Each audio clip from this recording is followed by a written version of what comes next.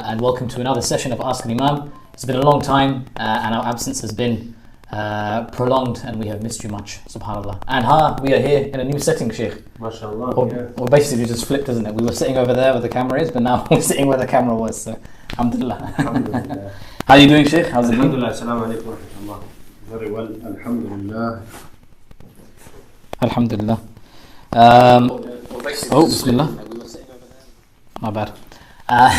Let's get cracking, inshallah, and see what we got with regards to any questions. Bismillah. Bismillah. I don't know if my chat is working or not, but we don't seem to have any questions just yet, Sheikh. So, let's fill the noise, Sheikh. So enjoying the sunshine, mashallah. MashaAllah. What is it that you like to do, Sheikh, in your spare time? When you have like a day like this? Beautiful, mashallah. Right now, spend time outdoors. Is it? Yeah, in the lockdown I have to get out. Absolutely. MashaAllah. As much time as possible outdoors. What do you do when you're out? Cycling. I enjoy cycling. Yes, Sheikh. Cycling, running every now and then. Not too keen on running. You keen on walking, Sheikh? Take your time to go to things. Just a little bit of fitness. Alhamdulillah. That's good. How about yourself, Sheikh? You're stuck now. Yeah, man. I'm pretty much stuck at home all day. Alhamdulillah. But yeah, on a day like this, you would go out as well. Enjoy the sun for a little bit. Probably walk, not run. I used to cycle a lot, but Sheikh, since I've become an Imam, no cycling. You need to make time for research. It's possible. It is possible, yeah. SubhanAllah. So take a leaf out of Imam Osama's book, inshallah. Talk to me, Sheikh. Are there any like sort of burning things that have been like requested of you and asked of you recently? Are there any things that you see, for example, in terms of the Muslim community, what they're facing? I know, mashallah, like your past couple of weeks in terms of your bayan has been all about relationships, family life, and how sort of we are struggling to maintain a balance with that. Obviously, the lockdown has shed light on a lot of issues with regards to familial relations and stuff like that.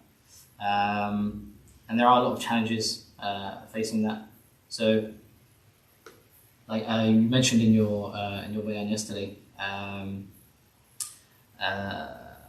about a number of things, and obviously one of those things is that through the relationship between a husband and wife, or in terms of your family in general, what you're supposed to be looking for is that pleasure of Allah subhanahu wa ta'ala, the akhirah, and so on and so forth. So what's the best way to instill that and to try and, so you have that idea, right? You have that intention to, through your family, achieve the pleasure of Allah subhanahu wa ta'ala. How do you instill that into them? And how do you translate that so that they adopt that same understanding and that same mindset? Well, it's really encouragement and describing the merits of having a relationship with Allah Azza wa Jal, and depending on who you are speaking to and what age they are. So if they are very young children, you need to use simple words. But essentially, this is what Allah Subhanahu wa Taala and His messengers, our Prophet Muhammad Sallallahu Alaihi Wasallam, have done. It's encouraging by informing us of the fada'il and of the merits, because the human nafs is greedy, right? And it will not sacrifice unless it's getting something in return. So for that, you need to mention the fada'il. What is it that you gain by being close to Allah subhanahu wa ta'ala? What is it that you gain in dunya? What is it that you gain in akhirah? And this is a very important sort of part of our Islamic knowledge, that there is a lot of ahadith on fada'il, right? And I think that's the focus should be on the merits and the fada'il. What is it that Allah subhanahu wa ta'ala has prepared in paradise, such as the hadith where Rasulullah says that Allah subhanahu wa ta'ala says, أَعْدَدْتُ لِعِبَادِيَ الصَّالِحِينَ مَا لَا عَيْنٌ رَأَتْ, I have prepared for my righteous servants that which no eye has ever seen, ولا أذن سمعت, no ear has ever heard, ولا خطر على قلب بشر. So this is what motivates a person. In relation to Akhirah, it is the description of Jannah, also speaking about Judgment Day and how being close to Allah subhanahu wa ta'ala facilitates that judgment and standing before Allah Azza wa Jal.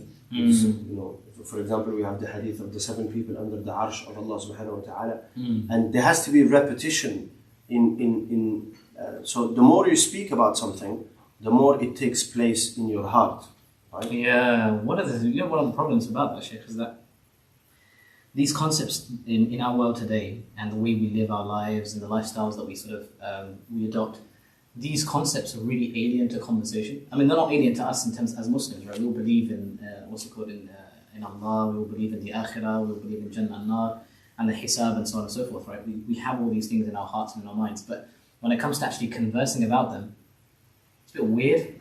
People find it weird. They do find it weird. They can't sort of like openly just sit there and be like, yeah, you know what? Allah describes Jannah like this, and Allah describes Nar like this, and this is ultimately what's going to happen on Judgment Day, and there's going to be Hisab and so on and so forth. It's like this type of speech is reserved in the masjid for the ulama, for the mashayikh, but for us as just people, like it doesn't come up in conversation. It's sad that if you ask somebody to talk about a certain thing that they love, their hobbies or their work, they could go on for ages. They'll talk about politics, they'll talk about the COVID virus, and they'll give you information about the vaccine and what have you. But if you ask someone, speak about Allah for 5 minutes, it's almost like a sense of embarrassment, isn't it? Like, because they are not used to it. They are not used to it. And this is exactly what we need to do with our families, is that you have gatherings where you speak about Allah, you speak about the Messenger, and you hear from the children. You ask them to speak themselves, and you say, can you say a few words about Allah? And let them say whatever they want to say. But just getting in the habit, and this brings these things from the back of our minds to the forefront of our minds. What we talk about is very existing in our lives, and what we don't talk about, we tend to forget. So speaking about Allah, speaking about the Messenger, and it doesn't need to be, it's like exercise. If you haven't done it for a lifetime, you can't expect to just go in there. It's going to feel weird. It's going to hurt the next day. Exactly. Absolutely. So nothing that can be said will be wrong. And we talk about Jannah. We talk about and there are merits to being close to Allah subhanahu wa ta'ala in this world. That you get contentment of the heart, that you feel that you are close to Allah Azza wa Jal, that you have a helper, you have support in your difficulties, and connecting yourself to Him. This is important. So talking about the merits and speaking about Allah and speaking about Akhirah and speaking about death and the Barzakh and Qiyamah, this is essential. And then the second, very important, that is most of us are lacking, is that you need to have a time with Allah Azza wa Jal. There has to be a time, other than the salawat, because salawat, generally you are praying in the presence of people. Maybe you're doing a jama'ah at home, maybe from Monday, inshallah Azza wa Jal, you're coming to the masjid. And that is a time that is imposed on you. See, so that you don't forget. Allah Azza wa Jalla has imposed the fara'id so that you have a minimum of, if they are done correctly, then you will have the minimum connection with Allah subhanahu wa ta'ala. And that is salah is sila bayna al-abdi wa rabbi. It is a connection with Allah Azza wa Jalla and bringing these meanings back. And if you see, there's a lot of, everything in salah is repetition. It's the same thing, isn't it? Takbir is repetition. Surah Al Fatiha you are reading every day. Can you imagine? A Muslim will live. And actually, every time you read Surah Al Fatiha, you should be increasing in Iman and closeness to Allah subhanahu wa ta'ala. Every time you say Subhana Rabbi al-A'la, you should be increasing in closeness to Allah Azza wa Jalla. Subhana Rabbi al-Azim. Every time you say Subhanallah, you should be, every good deed should get you closer to Allah. We don't have that because we are not present with our minds and our souls. Rather, it's just physical movements that we do to sort of lift the burden or the responsibility of our shoulders. So in order to get close to Allah Azza wa Jal, you have to give some time that is voluntary, and you sit with Allah in your mind. There is no one present, And what you do with that time, either you recite Quran, knowing that, with the intention that this is revelation from Allah Azza wa Jal, this is the speech of Allah subhanahu wa ta'ala, this will increase my iman, it will enlighten my heart. Or you make dhikr, such as istighfar, astaghfirullah, astaghfirullah. Think about all of the sins that you have committed, all of the shortcomings in the things that you do. So the obligation, your salah and your fast, and all of the things that you are doing, forms of worship, how much shortcomings there are. So thinking about them, thinking about the ran that has accumulated on our hearts because of our sins, darknesses. So when I'm saying astaghfirullah, I'm thinking that Allah Azza wa Jal is removing the darknesses and the effects of the sins that I have. Conscious dhikr. Conscious dhikr, subhanAllah. Then la ilaha illallah, very important. Or just sit silently, but feel that you are in the presence of Allah, preferably in a state of wudu,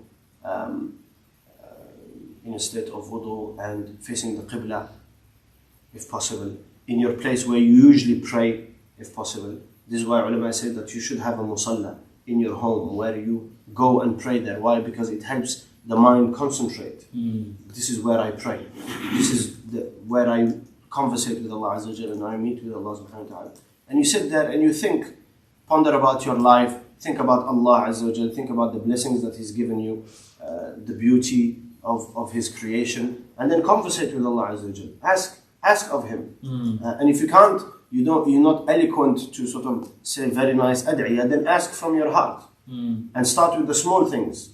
Sahaba would ask for, they needed salt, they would ask Allah Azza wa Jal. Rasulullah said, actually a hadith says that a Sahabi would ask Allah if he needed laces for his, and start with the small things. Ya Allah, this is what I'm working towards, these are my challenges. And start with the things of dunya to build that connection, because it's a lot easier for us to talk about our dunya. If I ask you what are your aims, what are your goals, what are your challenges, what are the obstacles, list those things and say, Allah, I want these things. You know my situation, you know that I don't have any control, you have the control. And then start asking Allah Azza wa Jal for increasing iman, increasing taqwa, in His awareness, ask Him to grant you His love, the love of His messenger, the love of His deen, to get close to Him. Because, I was listening to a sheikh that related a statement of Al-Hasan al-Basri, rahmatullahi alayh, who was one of the, he's the peer of peers, right? The sheikh of mashayikh, one of the great salihin.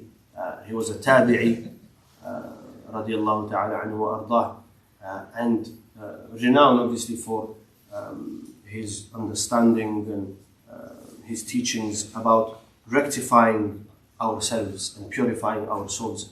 And he said that there are 3 times where you should check your heart.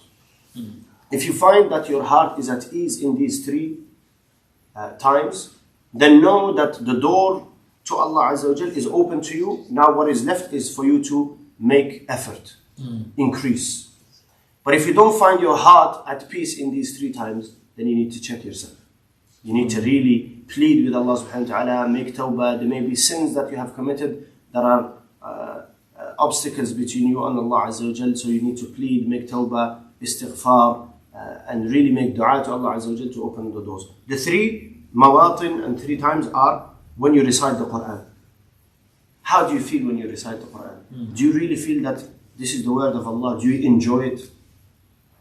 There are people who don't get enough of reading the Quran, right? But when you read the Quran, it's a burden, and you're just waiting to finish the surah, waiting to finish, you're counting the pages before you finish the juz, and you want to go back to whatever you're doing, then know that your heart is not in a good place. The second is when you're making dhikr. We don't all take time out to make dhikr, but if you happen to sit down and say, I'm going to make some dhikr now, whether that's after salah, whether that is after fajr, whether that is, you're driving, or you're doing your housework, whatever it is, shopping, but you decide that I'm going to do dhikr now. And when you start to do dhikr, you find a halawa and a sweetness. Subhanallah, glory be to Alhamdulillah for all His blessings. Allahu Akbar, greater than everything that I see. If you find that Allahumma salli ala Muhammad, I remember Rasulullah, and you find this feeling of sukoon and tranquility, then your heart is in a good place. You just need to push on. Now you need to have a certain time to do it every day and increase that time. But if you find yourself, after salah, may Allah forgive us, subhanallah, subhanallah, subhanallah, subhanallah, subhanallah, subhanallah, Assalamu alaikum, right? Meaning that thinking about Allah is burdensome for you. Just want to get over and done with quickly. Then you're in difficulty. You're not in a good place. You're not in a good place. You need to check yourself. That means your heart is really turned away from Allah subhanahu wa ta'ala. And the third is when you are in sujood. Yes, standing long, making long qiyam is the practice of Rasulullah, but it is not in the ability of everyone. But when you put your forehead in your sujood, next time you pray, when you are in sujood, ask yourself, am I comfortable here? Do I feel good here? Do I feel close to Allah? Or do I just do that, like Rasulullah said, Salatul Munafiq, like a hen or a chicken, pecking, Allah Akbar, Allah Akbar, Allah Akbar, Allah Akbar, just doing the movement. If you find yourself that, yes, I lengthen my sujood a little bit and I feel good and comfortable and I feel this tranquility and I feel the presence of and closeness to Allah subhanahu wa ta'ala, then, this is a way of checking our hearts. And then we need to increase in these three things. So when you have this allocated time for your relationship with Allah Azza wa Jal, you do one of these three. Either you are praying salah, or and salah is the best form. Why? Because in salah there is Quran, there is dhikr, and there is dua. Right? If you can't do salah because you feel a little bit lazy, and the nafs says, you know what, I don't want to pray salah, okay, recite Quran. That is the next level. Right? Sometimes the nafs doesn't even want to, you have to sit with Quran, you need wudu, you need to concentrate on your tajweed and all of these things come in. Okay, so if you can't read Quran, then dhikr. And start with the number. Right? I remember listening to a lecture of Sheikh Salim, may Allah subhanahu wa ta'ala increase him in knowledge. He said that the basic dhikr that every Muslim should do, other than the adhkar after salah, which are important, is to have a time where you say 100 times astaghfirullah, 100 times la ilaha illallah, 100 times Allahumma salli ala Muhammad. But if you can't do 100, do 10. If you can't do 10, do 1. Sit down, astaghfirullah, la ilaha illallah, Allahumma salli ala Muhammad. That's a minute. But today you've done 1. You do it throughout the week.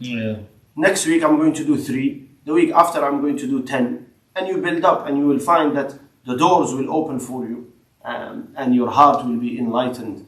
But if you are waiting for, I don't have time to do 100. If I do 100, I need 20 minutes and I don't have 20 minutes. Then you're never going to get there. Yeah. Just an unbelievable level of ghafla. If it means that you got to wait a week in order to sit down and do some dhikr, right? Absolutely. That's like, subhanAllah. I mean, the Prophet sabah wa masa, right? Morning and evening. And that's just like, figuratively speaking, right? And everything in between. Yeah, so it's figuratively speaking when he says adhkar sabah wal masa, because he's doing adhkar throughout the day and throughout the night, whether he's standing, whether he's sitting, whether he's laying down. So, yeah, we've come a long way if like the bar that we're setting for ourselves is once we, but obviously subhanAllah, la tahqiranna min al-ma'rufi shay'a, right? So even the smallest things, inshallah, hopefully will. As long as someone starts, I think that's the main message here. If you start, you get the ball rolling, then inshallah you'll pick up and you'll get better and better as you go along. Inshallah. And obviously the best time for it is before Fajr. That is the best time for it, even if it is 10 minutes, and it requires adjusting your lifestyle. You need to make time for Allah. You need to adjust, right? Our problem is that we stay up too late and then we wake up too late. Yeah? So if Allah is a priority, then you need to make the effort. Yeah. Just like you've got a job interview somewhere in far away, 2 hours commuting. That day you will wake up at 5 o'clock in the morning and you make sure you get there for 7 and your interview is at 8 o'clock, right? And you get there and be ready. Why? Because there is an importance. right? You have a flight. It doesn't matter if you slept 1 hour or 2 hours in the night. You're going to wake up 3 o'clock and make sure that you're at the airport 2 hours before. But when it comes to Allah Azza wa Jal, we don't make that sacrifice. It's actually because it's not present in our life, you know. It's not a priority. And it's all just well-wishing. You know, yeah, inshallah, Allah is Ghafur Rahim. Allah is merciful. Absolutely, He's merciful and He's kind and He's graceful. But you need to put ta'arrud linafahat, right? You need to put yourself forward in order to receive the mercy of Allah Azza wa Jal. All right, Sheikh, let's get down to some questions from the brothers and sisters at home. So a couple of them are giving us their salams. Faisal, Suleiman, Hajra and the like. Wa alaikum assalam to everybody who's given us salam. MashaAllah, lots of love. One is asking, is it necessary to say Aameen after Surah Al Fatiha in Salah? There's tafsir in this, isn't it? So, well, it's necessary to say Aameen, whether to say it loudly or silently, sort of whisper it. That is where the difference of opinion. But Rasulullah very clearly said that, you know, when that the angels say Aameen, especially in the Salah of Jama'ah. That when the Imam finishes Surah Al Fatiha, the angels say Aameen, and the person whose Aameen coincides with the Aameen of the angels, then his sins are forgiven.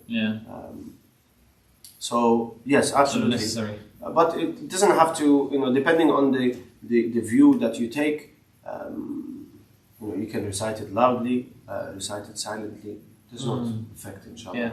It's not a big deal, is it? It's not like, there's not something that if you recite it loudly, then now you have to do sajda sahu as a result of it. No. If it's in Maghrib, for example, when you say Aameen after the Fatiha. No, because it's not part of the recitation. Yeah.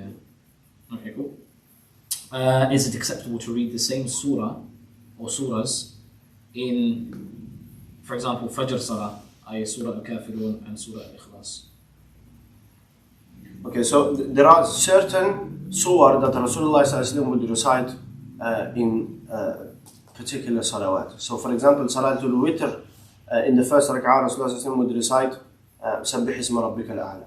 In the second raka'ah, Qul ya ayyuha al-Kafiroon. In the third raka'ah of Witr, he would recite the Mu'awwidhatayn, Qul huwallahu ahad, Qul a'udhu rabbil falaq, and Qul a'udhu rabbil nas. This is known. In Salatul Jumu'ah, he would recite Sabbih isma rabbika al-a'la, Hal ataka hadith al-ghashiyah. Or he would recite Surah Qaf. On the Friday morning, there is a hadith about Rasulullah reciting in Fajr Salah, Alif Lam Mim Sajda, and Hal ata 'ala al-insani hinun min ad-dahr. So these are certain times where Rasulullah and the 2 rak'ah of Fajr, قُلْ يَا أَيُّهَا الْكَافِرُونَ and قُلْ هُوَ اللَّهُ أَحَدٌ. And this is like reminding yourself, beginning your day with what, and this is important. If you are going to follow the Sunnah of Rasulullah, there is a benefit in knowing why you're doing it. So you're starting your day with the 2 rak'ah Sunnah of Fajr. You're saying قُلْ يَا أَيُّهَا الْكَافِرُونَ لَا أَعْبُدُ مَا. You are negating and rejecting the way of the disbelievers in their worship, their way of life. You know, لا أعبد ما تعبدون ولا أنتم عابدون ما أعبد ولا أنا will I do not worship what you worship, and I will never worship what you worship. So distancing yourself. And then in your second rak'ah, who is it that you worship? قل هو الله أحد الله الصمد لم يلد ولم يولد ولم يكن له كفوا أحد. So yeah, it's the Sunnah of Rasulullah in the 2 rak'ah of Sunnah of Fajr. Right? And then in the Faridah, depending on how much a person knows, how many surahs, it is actually makruh to recite the same surah in 2 rak'ah. Right? So let's say, for example, I read Qul Huwa in the first rak'ah and Qul Huwa Allahu Ahad in the second rak'ah. This is makruh. Unless a person only knows one particular surah, you know, they're new to Islam or what have you, and they only know إِذَا جَاءَ نَصْرُ اللَّهِ وَالْفَتْحُ وَالْعَصْرُ or something of that sort. One should change the surah.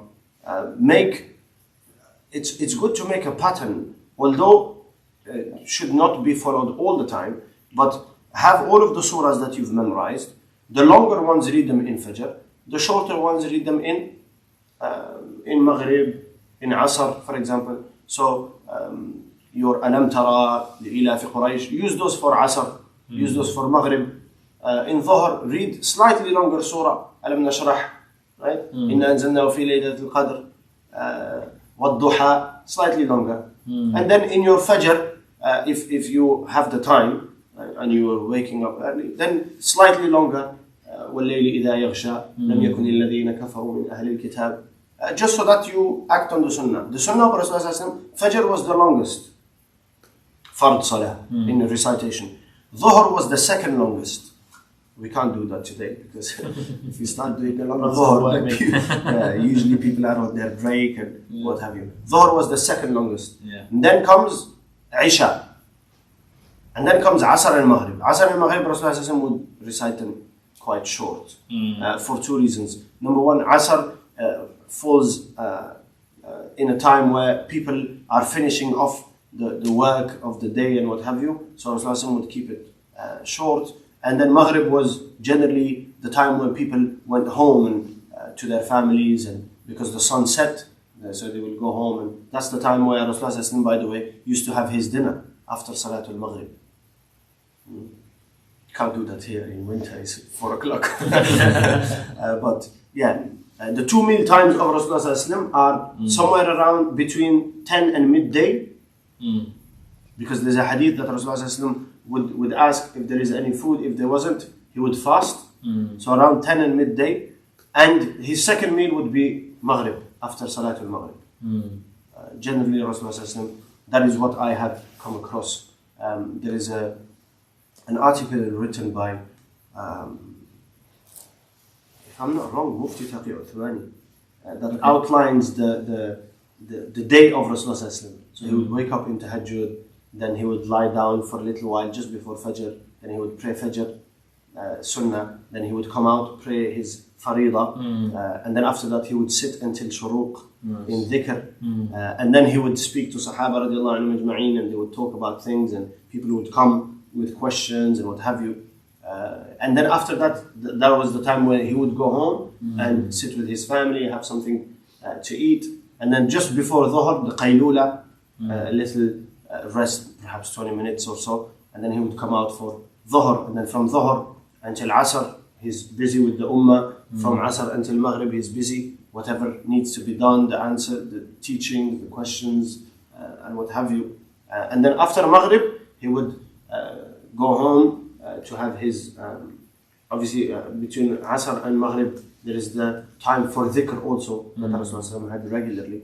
And then after Maghrib, after the Awwabin, 6 raka'h of Salah, Nafila, Rasulullah would go home, he would sit with his family, have dinner, and then he would come out again. And then Salatul Isha, after Salatul Isha, Rasulullah was known that unless there was a religious matter that needed immediate attention, Rasulullah would not speak to anyone. That was again time for his family. He would go home. Yeah. MashaAllah, it's beautiful, man. Beautiful, yeah, it's beautiful, MashaAllah. In comparison to what? It's running around like endless chickens all day. Yeah, so we said about, have a rota, try to go over all the surahs that you know. There are times where we feel lazy and we feel, or we have things to do, and because of that we shorten salah. But try to remind yourself that when you stand on the musalla, tell yourself, this is the most important actions of my day. My salah is the most important thing of my day. So nothing should cause me to rush my salah. But may Allah forgive us, we are all weak. And when I am rushing in salah, I'm rushing to get back to my seeking of my provision, or to my housework, or what have you, my studies. And actually it is Allah that is going to help me. So if I extend my salah a little bit and pray comfortably, then Allah will give me barakah in whatever I am doing. Inshallah. Absolutely. Yeah. And it's all coming from Allah anyway, the stuff that you're busying yourself with throughout the day. Yeah. All of that's from Allah anyway, so mashallah. Really good, man. Really good shit. Another questioner is asking, after a long time of not reading namaz, I have started reading and praying 5 times a day. So my question is, can I make up for the namaz that I have missed? This is like qada umri and stuff. So what's the hukum on this? What's the details in regards to it? Well, absolutely. We have to say this because people generally look for questions on the internet, and you will find conflicting opinions about this. That some say you have to make up all the salawat that you've missed, and some say no, you don't have to make up the salawat that you've missed, just increase in nawafil. But the strongest opinion is obviously the opinion of the 4 schools, the 4 ai who say you have to make it up. Just like the fast, it is a faridah. If you've missed the fast, you make up the fast. Zakah is a faridah. If you've missed it, you need to make it up. Likewise, salah. The only exception is women that are on their cycle. Allah subhanahu wa ta'ala does not want to burden them by having to make up the salawat, since this is not due to their own choice, but rather something that has been put in their nature by Allah subhanahu wa ta'ala. So He had absolved them of that, of making up the salawat. And generally, according to all Aameen, you should make up the other salawat. And if you take the opinion that says, well, increase your nafilah, why would you're still going to pray? So you might as well make up the faridah instead of increasing the nafilah. Because with increasing the nafilah, you're not going to have a number. One day you're going to pray sunnah before dhuhr and after dhuhr and before asr. But tomorrow you're going to say, oh, it's just nafilah, it's okay. And you're going to miss them out. So the best way is to calculate. Perhaps I didn't pray for 2 years, 3 years, 5 years. I prayed some of the salawat, not prayed some others. Just make an estimation that you feel comfortable with, and then start to make up those salawat by praying another faridah with your faridah. And you only have to pray the sunnah of Fajr and the witr. Other than that, although for example the Hanafi madhab says that you have to do your sunnah mu'akkada and your faridah, but that makes it actually extremely difficult. Focus on the fara'id. So let's say, for example, it's time for Fajr. The minimum that you should add is 2 prayers. Ideally, the minimum. If you can't do 2 prayers, even if that is difficult, then start with doing 1 prayer, 1 additional prayer. So it's my Fajr time. I've prayed my 2 raka'ah sunnah, then I'll pray 2 raka'ah fard, with the intention that this is the Fajr of today. And then when I finish, I pray 2 raka'ah fard, with the intention that this is a fard previously missed. Dhuhr came, I prayed 4 raka'ah dhuhr, this is for today, and then 4 raka'ah dhuhr, this is one that has passed. Asr, pray 4 raka'ah for Asr today, and 4 that has passed, right? It doesn't matter, like, generally after Fajr Salah, you wouldn't pray any Salah. But if you're making up a faridah from the past, then it's fine. And ideally you should do 2. Imam Nawawi rahmatullah alayhi says the minimum should be 5. 5, yeah. Because he says, this is the most important thing you're going to be judged about. So if it's going to take you time, you shouldn't have missed it. Now that you've realized and you've made tawbah, you need to make them up. But I think there is nothing in Quran or Hadith that says how much you should. Specifies the number. Yeah. So for that, we would say that start with doing it. Add 1 additional salah, right? And then once you've incorporated that in your life, then do 2. So for example, and count from Ramadan to Ramadan, for example. So from this Ramadan, I'm going to start. So if I read from Ramadan to the next Ramadan, 2 additional salahs, that is 2 years, previous years that I have not prayed, I have covered. If I do 3 additional salahs, 3 years. But take a number that you can maintain throughout, so that you don't lose the order, right? So whether you're busy or not, whether you're traveling, whatever, you can do it. So it's either 2 or 1. And go along like this, inshallah azza wa jal. And then in the time of Ramadan, this is very important to point out, that don't be praying no tarawih. Make up your salawat. Yeah? Increase your salawat. So after salat, looking at it in the perspective of the fact that the fard is a priority over the nafilah. Yes. And if you have fard that you have missed, or that you have to sort of make up, then you shouldn't be busying yourself with any type of nafilah. It's like the fasting of Ramadan. If you missed a day in Ramadan, you have to make it up before you fast the 6 days of Shawwal, because Shawwal is a nafilah. Ideally, fard is waiting for you, right? So, ideally.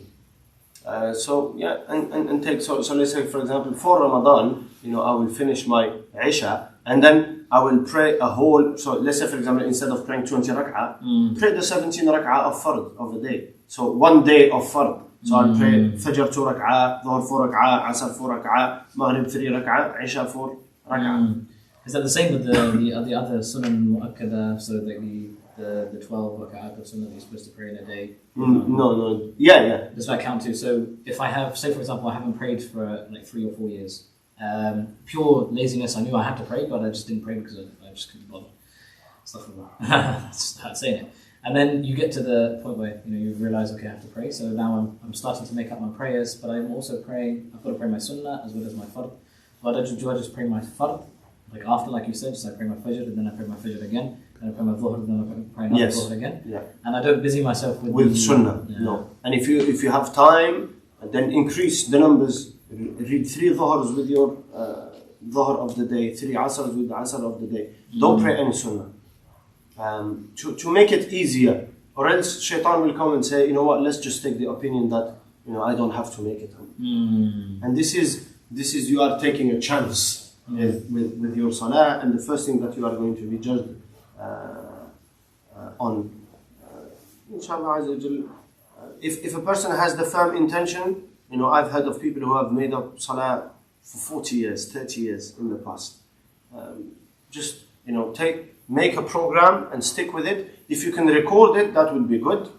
And I actually online, if you look to in the Islamic bookstores, they have Qada Umri small booklets. So it gives you day one, for example, day one, Fajr, and you just tick Fajr, Dhuhr, Asr, Maghrib, Isha, like that, and you have an entire month. And it's a small booklet, and very useful to record it. So that if in between, because what will happen most definitely is you will have periods of time where you can't do it. You're on holiday, you're traveling, you've got a lot of work, you're only praying the faridah of the day. And then shaitan comes and he makes it difficult to restart again. He says, oh, well, you've messed it up, and let's wait for next Ramadan. And inshallah, obviously there's better ways, but there's no specific way. So I know brothers who have done Qada Umri, and the way they did it was that they prayed after each prayer, they prayed all 5 salawat. So they prayed after Fajr, they prayed Fajr, Dhuhr, Asr, Maghrib, Isha. And after Dhuhr, they prayed Fajr, Dhuhr, so they covered 5 days. 5 days in one day, yeah. And then there were times where they couldn't do that. So they just prayed like one salah after each salah or something like that. So it depends on your situation, the time that you have available to you, and so on and so forth. But as long as you're doing it, and as long as you keep that cycle ticking, inshallah, you get to that. And if you die in the process, then you have before Allah Azza wa Jalla, like the one who killed 99 men. Yeah, you have something to sort of say that, Ya Allah, I had started and I intended to make up salawat. Is it possible, Sheikh, to dedicate a session on the challenges facing the youth today, please? The sister mentioned to me to pass on to you, inshallah. That's a very I would love to do that, but I'm no longer youth, and I don't know what they're facing. Your beard is still black, Sheikh. Youth, man. Yeah, so maybe we should get Ayman on this side, and he could do a session. Yeah, inshallah, absolutely. Yeah, inshallah. Maybe some more specific questions about youth. Maybe we can tackle, inshallah, if there's something that in specific that you're looking for. But something general like that, I mean, we can talk for hours about even the smallest of topics, right? Yeah. So inshallah, that will help me in that direct our conversation. What does it mean to establish salah? Is it to say adhan, pray together, pray on time? What is iqam salah? What does that mean? To establish prayer. Right? So this is a very, very good question. It's a good question, yeah. So Allah Azza wa Jal doesn't say pray. He doesn't say sallu. He says aqimu salah. Aqimu salah, to establish prayer, is to do it in the form that it was done by Rasulullah sallallahu alaihi wasallam. So fulfilling all the sunan, all the mustahabbat, staying away from all the frowned upon or the makruhat, disliked, and all of the haram, right? All of the things that would render the salah batil and void. So doing that in approaching salah in a wholesome manner is known as iqamatu salah, which includes tahara and wudu. And actually some ulama have said that iqamatu salah also includes enjoining salah upon the people that are with you, right? Because you need, you can't just pray and your wife doesn't pray, or your husband doesn't pray, or your children are not praying, because then you are not iqamat. That's very cool. It's almost like if you look at the word iqama, right, and you look at just linguistically on its own, iqama, because iqama is another word for someone who is muqim, right? Someone who is a resident of an area, someone who has resided in a place for for a very long time, who knows the ins and outs, who knows the back roads, the main roads, he knows the shortcuts to everything. He knows it with great detail on the back of his hand. If you were to blindfold him, he'll be able to find his way and tell you the directions to where you need to go, right? That's how your salah is supposed to be. You know the intricacies of it. You know every single detail. You know every single feeling and emotion that is connected with the salah. You know everything that is connected to the salah that is not directly in the salah, like the wudu, and doing it with isbagh and doing it with complete and utter devotion. The niyyah that is attached to the salah. The understanding that as-salah tanha anil fahsha'i wal munkar and so on and so forth. Iqama also comes from the word in its root, qiwam, right? That's the origin of it. So qawm, qawama, right? So qawm, people, a group of people, a society, a family. That group, right? That's the establishment of salah is connected to the jama'ah, the praying congregation, the coming together to worship Allah subhanahu wa ta'ala. All of that is associated with that word iqama. Yeah, so and actually, Rasulullah said that you have a duty to obey your leaders. ما أقاموا فيكم الصلاة. As long as salah is established, meaning that you're not praying in your homes, but you are praying as a congregation and as a group in the masjid or in any area. But you know, salah has to be established in that way. And actually, you know, the adhkar after the salah, the dua after the salah, all of these are from iqamatul salah. So it's perfecting and doing it as Rasulullah did it with the add-ons, and not, you know, keeping the salah bare. You know, it's time for dhuhr. I made wudu quickly and I Allahu Akbar, salam salam. This is you have prayed, but you haven't. There's no iqamah there. You're not a resident. You're a traveler. You're just passing through, right? Quickly. And the example of this is the person who came to the masjid of Rasulullah, prayed 2 raka'h and joined Rasulullah in the gathering. So Rasulullah said, "Go and pray. You have not prayed." So he went the second time. Then he came back and he said, "Idhab fasalli, irji' fasalli fa innaka lam tusalli." Go and pray. You have not prayed. And then the third time he said, "Ya Rasulullah, this is what I know." Then Rasulullah described salah, and actually this is a very important hadith in fiqh in relation to salah, because Rasulullah described salah in words. He said, you know, make the takbiratul ihram, recite what you know of Surah Al Fatiha. Then when you go into ruku', you know, you have to do it with tranquility. Take your time in your ruku'. Then when you stand up, likewise. And when you go in sujood, likewise. So taking time in your salah and pronouncing things correctly is all part of iqamatul salah. For how long could I make dua in fard salah after the tashahhud in the last raka'h? So it's the tashahhud al-akhir, right? So you've done your tashahhud, you've done your salat Ibrahimiyya, you get onto that dua section at the end, right? Is it just one particular dua, like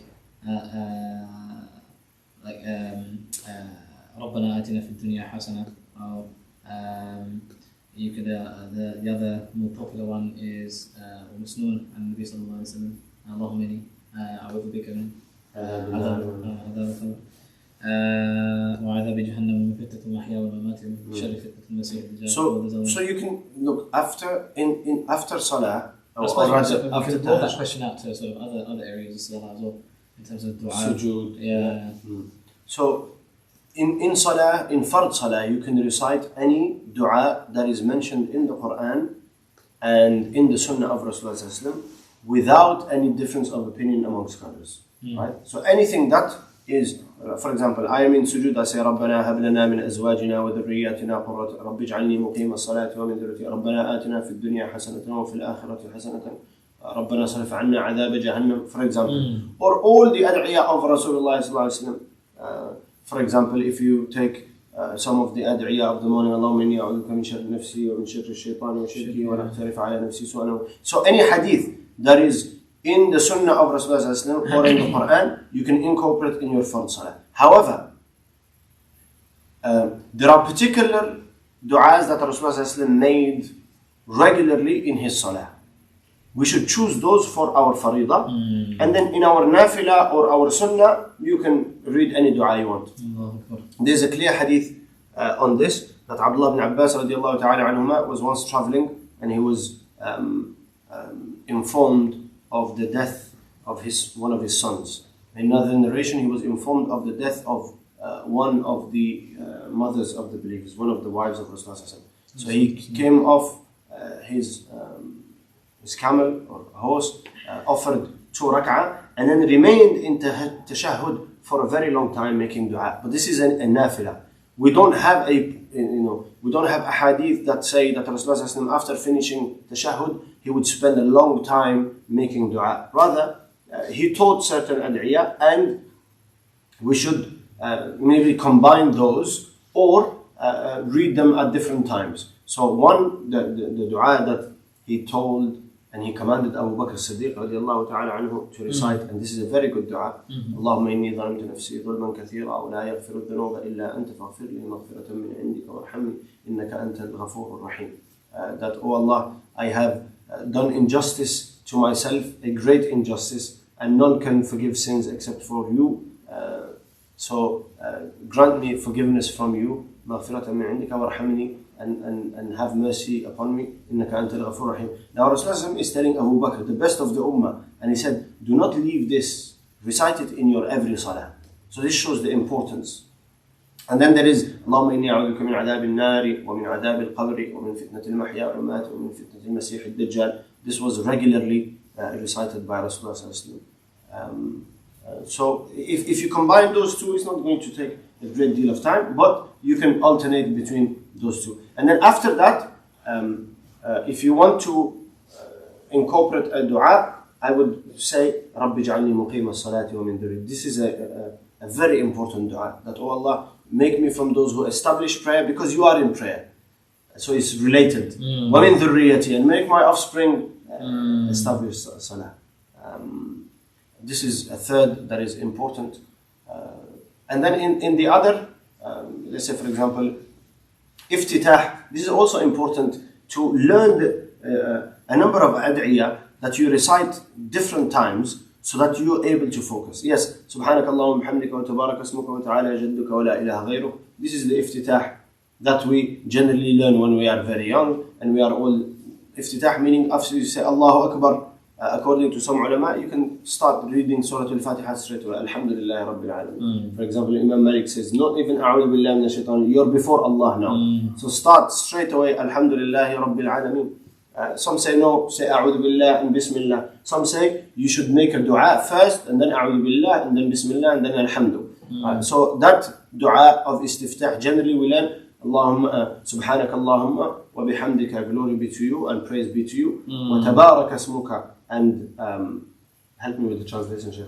Wa tabaraka ismuka, glorified is your name. Wa ta'ala jadduka, and your position is high.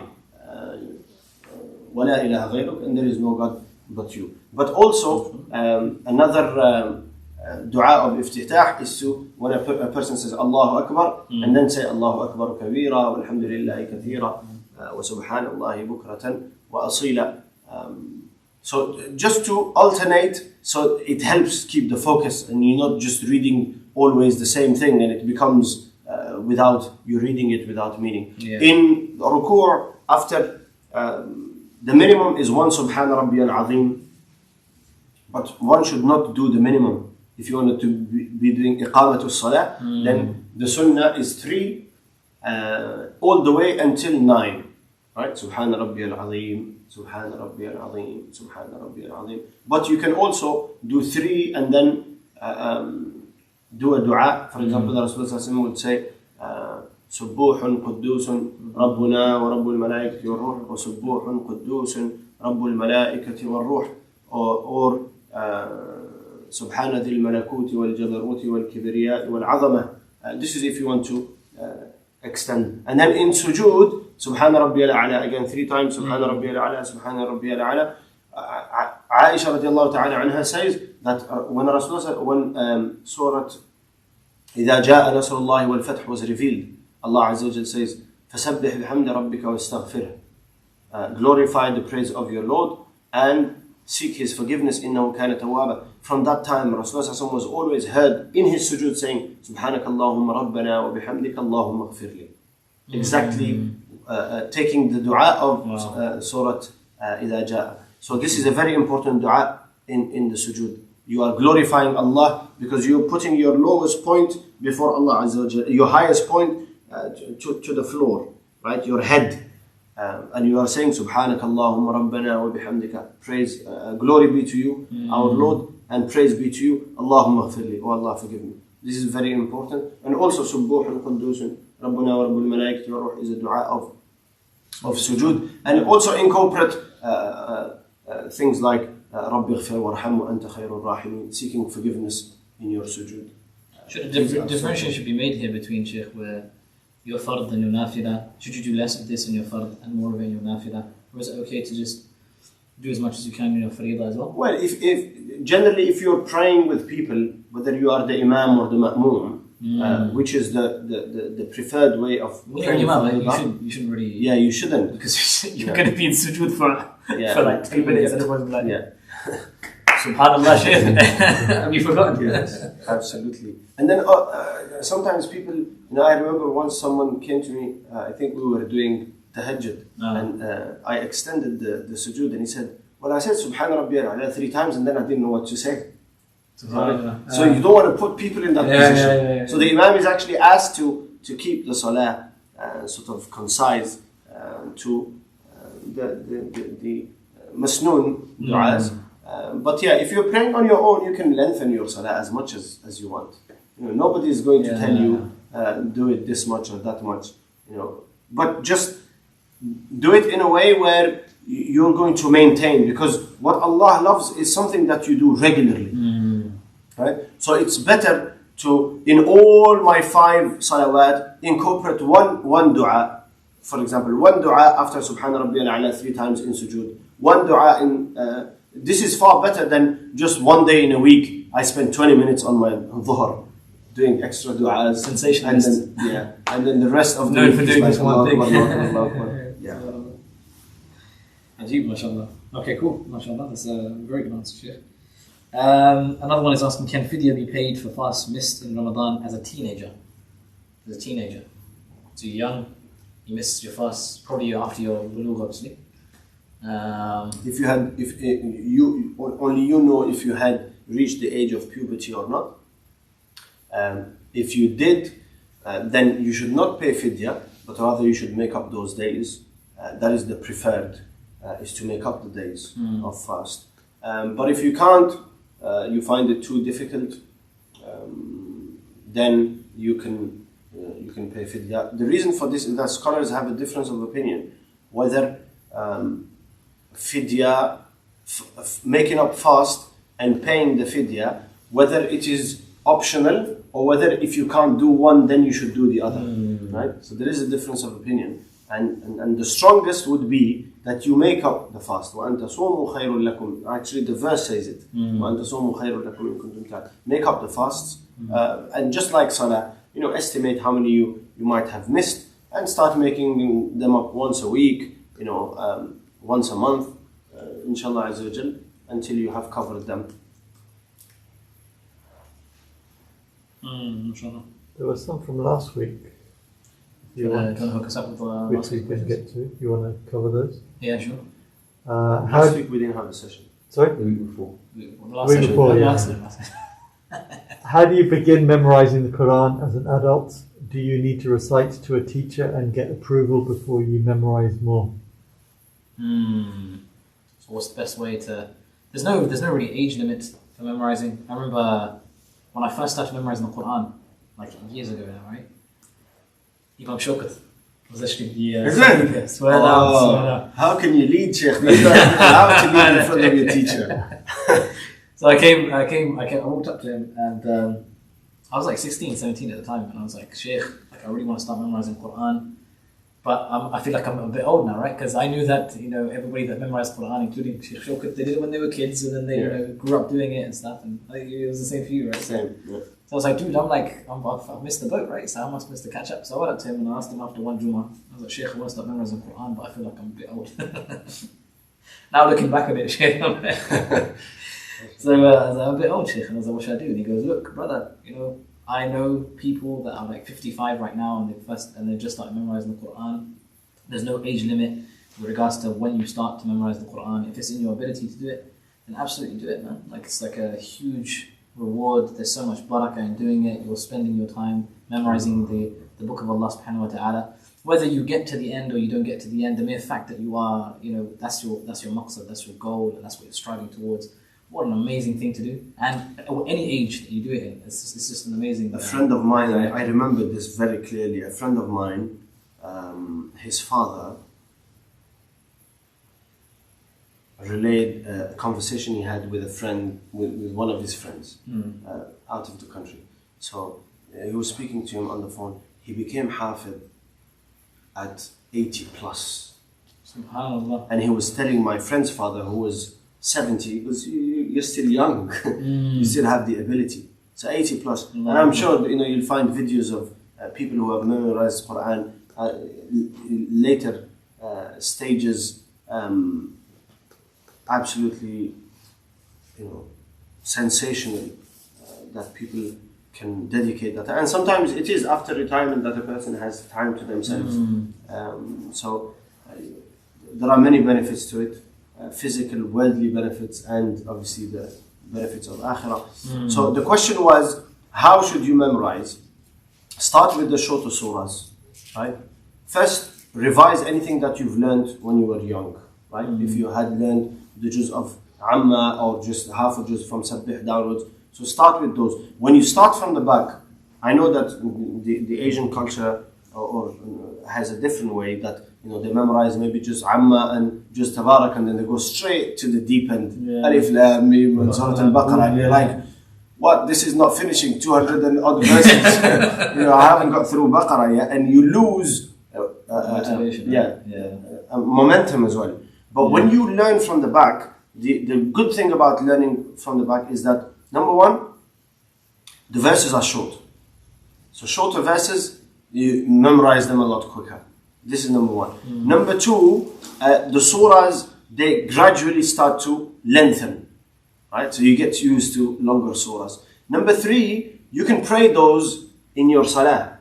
Right? You're not going to say Allahu Akbar in your Salatul Dhuhr and start with Sayaqulu Sufaha'u al-Nasi, because that's going to take you a long time, and it's not practical for every day. But you can say Allahu Akbar and maybe break up one more salat in two parts, maybe Amma Yatasa'alun in two parts, and so on and so forth. And actually, the last 5 ajza are the ones that you are practically going to pray salah with, right? Either you are going to open up your salah with, let's say for example, Ar-Rahman, Allama al-Quran, Khalaqa al-Insan, Allamahu al-Bayan, Ash-Shams wal-Qamar bil-Husban, right? And then you say Allahu Akbar, or you look at the closing verses, Inna lil-muttaqina mafaza, Hadaiqa wa a'naba, wa kawa'iba atraba, Allahu Akbar.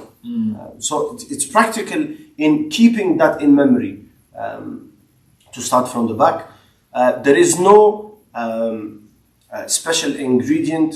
There is no way that people have figured out, but that's why they become huffaz. The key is repetition. Just repeat, and when you get tired, repeat some more. Right? Until it enters your mind. And once your mind gets, it's a muscle, right? It's like a muscle. Once it gets used to memorizing again, then inshallah Azza wa Jal, it will, once you pick up, then bi'idhnillah Azza wa Jal, it becomes quite easy. And Allah Azza wa Jal says, وَلَقَدْ يَسَّرْنَا الْقُرْآنَ لِلذِّكْرِ. We have made Quran easy.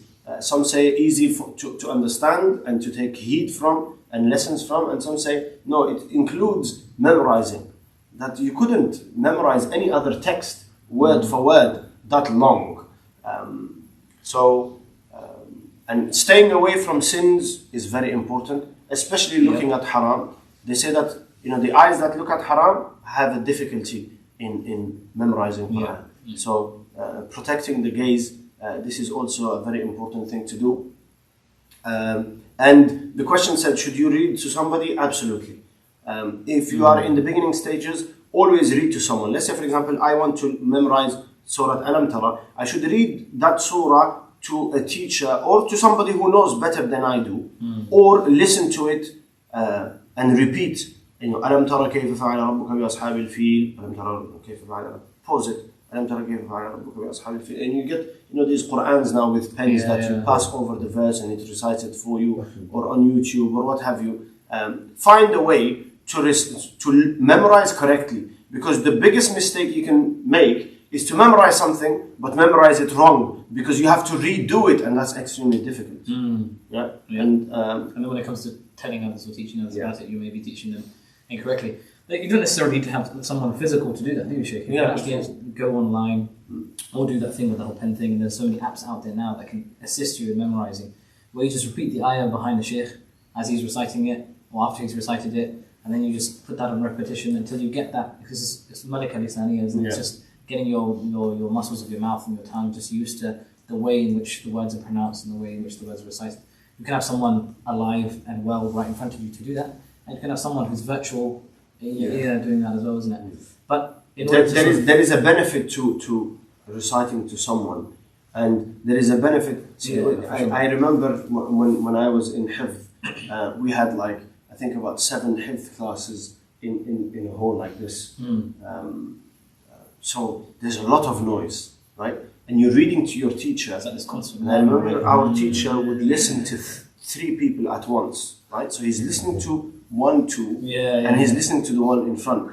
Now, the one in front at times gets away with things, right? Why? Because he's really reading his lips more than he's listening to him, right? So he does this, 1, 2, and then 3. And it's difficult to catch everything. And this is the downfall, perhaps, of listening to a number of people at once. But, the classes were like 16, 17 students, and, they needed to, that is how. But I remember that I had mistakes in my memorization that I completed at the age of 13. That only got fixed when I started to lead Taraweeh, and particularly, what's the Libyan sheikh that we had in our community? He's a minicab driver. Sheikh Walid. Do you remember Sheikh Walid? Sheikh Walid, some of you will know, Sheikh Walid used to lead Salah. And Sheikh Walid was very particular. And he picked up on certain things. I remember one mistake was in Surah Al-Najm, فَاسْجُدُوا لِلَّهِ وَاعْبُدُوا. I used to say, فَاسْجُدُوا لِلَّهِ وَاعْبُدُوهُ. Now, if you're not reciting in a mic, there's no one that's going to pick that up. Right? But with the mic, you see the ha is heard. So he caught me once after Salah, he said, فَاسْجُدُوا لِلَّهِ what? فَاسْجُدُوا لِلَّهِ وَاعْبُدُوهُ. No. فَاسْجُدُوا لِلَّهِ وَاعْبُدُوهُ. And I said, there's no way. I've been hafid for like, at the time, maybe I was 28 or something, 15 years. I've never picked it up. Well, I went to the Mus'haf and yes, it was there. I had added a ha to it for 15 years.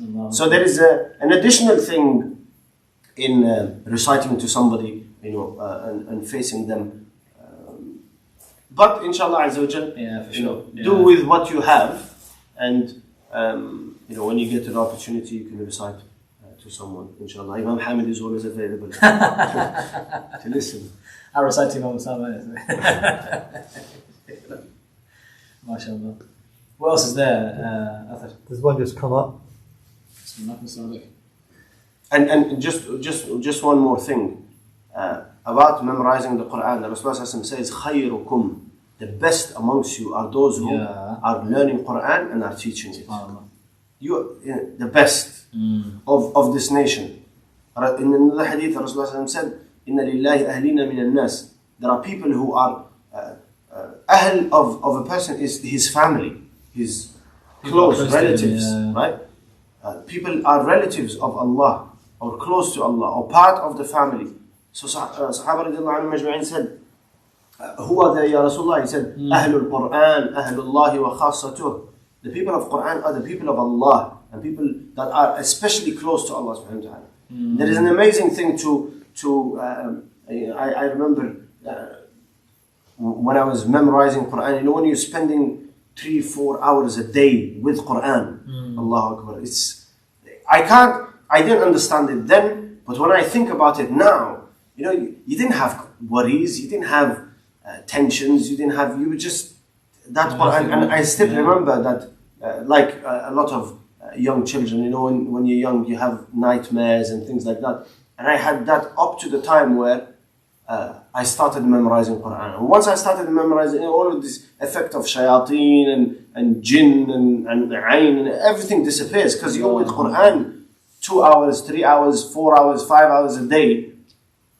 And it's true, man. Yeah, it's true. You don't even care. Like when we were memorizing, even out in Egypt and stuff, it wasn't particularly luxurious, right? The place that you're memorizing and stuff, but you don't care. Yeah, you don't care. You don't care. All you're caring about is just the Quran. And watch videos of people becoming hafiz, like students in Mauritania and Morocco. They're wearing the bare minimum, sitting in, but you can see that they are enjoying it. They're enjoying the lesson, the memorizing of Quran. So if we can do it from the comfort of our homes. People sacrifice a great deal to become Huffaz. Inshallah. Yeah, becoming a Hafiz of the silk sheets, the Sheikh. difficult feat. Shout out to Zishan Hashmi, he's on the line. What does it mean by perhaps you dislike something and it is good for you? How will you recognize the difference? Here, Allah Azza wa Jalla revealed this specifically on, I think, although it has a general meaning. Yeah. About jihad, right? You have to come out with your wealth and risk your life, and nobody wants to die. But Allah Azza wa Jalla says it may be better for you, right? So, knowing that whatever happens in your life that is not in accordance to what you want, that may be good for you, right? You are sick, that may be good for you. You are poor, that may be good for you. You've received a fine, that may be good for you. Realizing that there is a wisdom through which Allah subhanahu wa ta'ala does things and you don't always understand that wisdom. And actually everything that you don't like is good for you. Because if you are being patient, if it is a difficulty and obstacle, if you are being patient, then Allah is going to reward you ultimately. And the reward is greater than the sacrifice or the pain that you are going through. And then it can also mean that sometimes you want something, but because Sharia tells you don't do it. Let's say, for example, take for example, you're wanting to get married, and you found someone that you find extremely attractive, but they are not on deen, right? So Allah Azza wa Jalla says, although this is what you want, but it's not good for you. SubhanAllah. It's true. It's true. That's pretty much everything. Everything that revolves around taklif, right? Because if you think about it, Shaykh, right? The things that we are obliged to do, right? We're obliged to do it. We have to do it. Whether we want to do it or we don't want to do it, whether we feel like doing it or we don't feel like doing it, we have to do it. So salah, siyam, paying zakat if we fulfill the nisab, and so on and so forth. All of those things are good for us, even though there are times when we feel like we don't want to do it. Right? And everybody, no matter who you are, has that moment in their lives, even if it's just one time, where they've not felt like. Yeah, absolutely. You'd be lying to yourself. Your nafs always comes in and says, "Why do you have to do this? Why do you have to die?" Yeah. So all of these things are without a shadow of a doubt good for you, but it may be that you dislike them, right? So that's the same with pretty much everything else in your life. That Allah Subhanahu wa Taala has ordained this to happen to you. This is Allah's qada and qadar. It's going to happen to you. La mahala. There's no way of running away from it. Whatever your situation is in life today, it was going to be like that. No matter what happened to you in the past, no matter what happens to you. You can change the scenarios and you can change the running up to it, but that's what. If Allah destined it, that is what. So here the hikmah is that Allah Subhanahu wa Taala is teaching us that don't be disappointed of your situation ever, even if it's a bad situation, even if it's the best situation. It's a fitna either way, right? It's a struggle either way. It's a test either way. You have to find your way to Allah Subhanahu wa Taala in every situation that you're in. Whether you're in a bad situation, you have to find your way to Allah Subhanahu wa Taala through sabr and istibar, right? And whether you find yourself in a really, really good situation, you have to find your way to Allah Subhanahu wa Taala through ta'ah, through tawadu', and through humility towards Allah Subhanahu wa Taala, submissiveness towards Allah Subhanahu wa Taala, right? All of those things are a balance. That's why it may be something that you love but it's bad for you, and maybe something that you hate but it's good for you, and that's the balance that you have to find in your life. And it's the same with everything. So yes, it was revealed revealed with regards to fighting. And fighting, absolutely, right? No one likes conflict. Unless you're like some sociopath, right? Like some You psycho. play too much PlayStation. You're always shooting. Right? No, even those who play like, they play shoot 'em ups all the time. But you get into a real fight and they're like, no. Keyboard warriors, right? But so that's absolutely like, And Ajib, this brought to mind a thought that in the time of Umar radiallahu anhu, when they took over over Kisra and the Persian Empire, a Sahabi radiallahu anhu entered the masjid and found Umar radiallahu anhu sitting in front of heaps of gold and silver, and he was crying. And this is exactly somebody who understands that what Allah wants is perhaps not this. Anyway, he was crying. So I think it's Abu Hurairah radiallahu anhu, one of the renowned Sahabas, and he said, "Ya Umar, why are you crying? This is blessing from Allah Azza wa Jal. We have lived in poverty and difficulty for such a long time. Now the Muslim state and the Muslim Ummah can rise on its feet and we can fulfill our physical needs." So he said that no people have been given this except that Allah separates between the hearts of people. Why? Because now jealousy will come, envy will come. These things will start because of material, right? This is number one. And number two, he said, do you see that Muhammad was better or Umar was better? He said, Muhammad was better. He said, Allah did not give him this. This was not given in the time of Muhammad. And he said, do you see Umar better or Abu Bakr? He said, no, Abu Bakr is better. He said, well, Allah Azza wa Jal did not give this in the time of Abu Bakr, which makes this not a good thing. Because if it was good, it would have been given to Rasulullah and Abu Bakr. And so having that firasa and realizing, and this is why the Salihin, they say that when you're going through difficulty, you have to be patient, and there's two levels. One is being patient and saying, Ya Allah, I want it away from me as soon as possible, but I accept that it's you, and I accept it, but feeling like it's a burden. But when you understand that وَعَسَىٰ أَن تَكْرَهُ شَيْئًا وَهُوَ خَيْرٌ لَكُمْ, that you may dislike something and actually it's good for you, what happens is that the servant submits himself entirely to the master to the point that he is happy with that situation. And you wouldn't have it any other way. You would say, Ya Allah, you know best and you know that this is good for me. I don't realize it's good for me, but I have trust in you, and for that reason I am happy with this situation, and I don't ask you even to change it. ثم لا يجد في أنفسهم حرجا مما قضيت ويسلم تسليما. So they don't find in their heart. So whatever the Prophet ﷺ has decreed for them or decided for them, has ruled for them, then they don't have anything with regards to sort of negativity in their hearts towards it, and they submit to it with a full submission. See, the verse starts with what? فَلَا وَرَبِّكَ لَا يُؤْمِنُونَ. By your Lord, there will not be complete believers until you reach this stage. Allahu Akbar, man. Look at that. SubhanAllah. Different perspectives, man. Different perspectives. What's good, what's not good. Allahu Akbar. Aameen Kaskas. Shout out to Aameen. Assalamu alaikum, my brother. Oh, brother Aameen. Assalamu alaikum. Long time. He's like, mashallah, the noor here is amazing. I think it's the light from the sunshine. I don't know where you are, but we're here in Barnet, mashallah. A lot of sunshine. And a little bit of cream on the face does the trick, actually.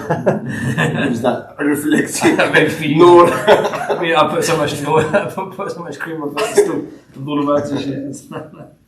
Okay, how would you be known on the day of judgment, Sheikh? Would it be by your father's name? Yes, Fulan ibn Fulan. Fulan ibn Fulan. So and so, the son of so and so. And there is another time where your name is mentioned, is when your soul is ascending when it is extracted from your body and ascending to the heavens.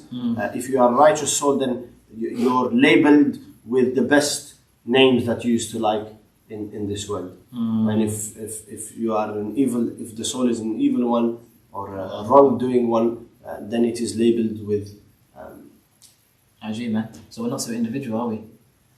Right? So that's the whole idea of individualism. You are you. Right? No one defines you. No one. But on Yom Al-Qiyamah, you're called by, your family and your parents. That's where you come from. SubhanAllah. There you go, man. Yes, sir. Okay, so I think that's is that all of the questions? Yeah. And that's all the questions. I think, Sheikh, that'll be Alhamdulillah. That'll be it for today, mashallah. It was a really good session. I really enjoyed myself, mashallah. And I hope everybody at home, I hope you guys benefited as well from the questions being answered and from the general discussions that take place as a result of those. Inshallah, hopefully we'll be back next week. Obviously, the message is going to be open from this week as well, inshallah, which is really exciting. So we'll let you know with regards to the timings of next week's session. It may vary slightly, but we'll keep posted either way, inshallah. So join us next week, inshallah, for another session of Ask Imam. And Jazakallah khair, Shaykh.